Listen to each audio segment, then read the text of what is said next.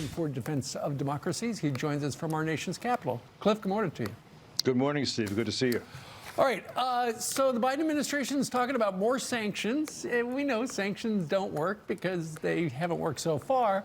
You got a better idea, don't you?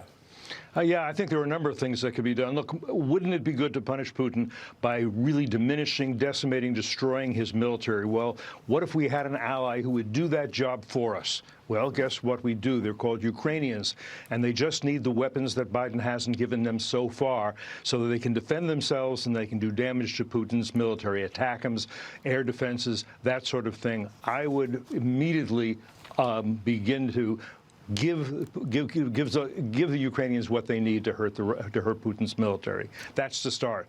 I think also very important, Biden said he was going to ban or pause liquefied natural gas exports. That's a big gift that he was giving to Putin.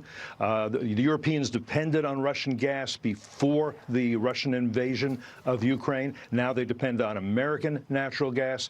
What Putin would love to see is the Europeans coming back to him and saying, we need your help. That would empower and enrich him. Don't do that.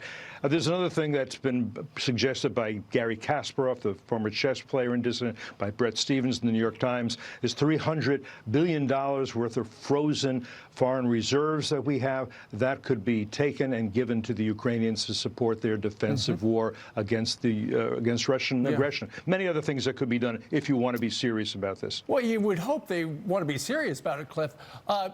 Going back to, you mentioned Brett Stevens in today's New York Times talks a little bit about the single most important thing we can do to hit back at Russia and Putin is to enact legislation to confiscate the $300 billion in frozen Russian bank reserves to rebuild Ukraine. So in other words, what you guys are suggesting is take Russia's money and give it to Ukraine and rebuild the country.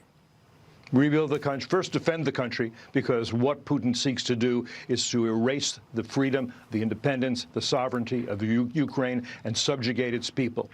Let them defend themselves, and let them have the funds they need to defend themselves. That would be a big start. And listen, Putin's a very ambitious guy. I've been writing for years. He sees himself as the czar. And what does the czar do? In good times, he expands the empire. In bad times, he restores the empire.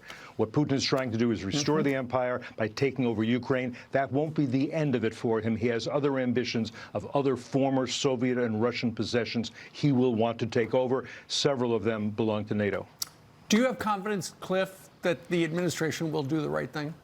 I don't have confidence. I, at best, have hope. We all have hope. All right, Cliff May, nobody knows more about this than you, sir. Thank you very much. Thanks, Steve. You bet. All right, 17 minutes before the top of the hour. The Alabama Supreme Court ruling that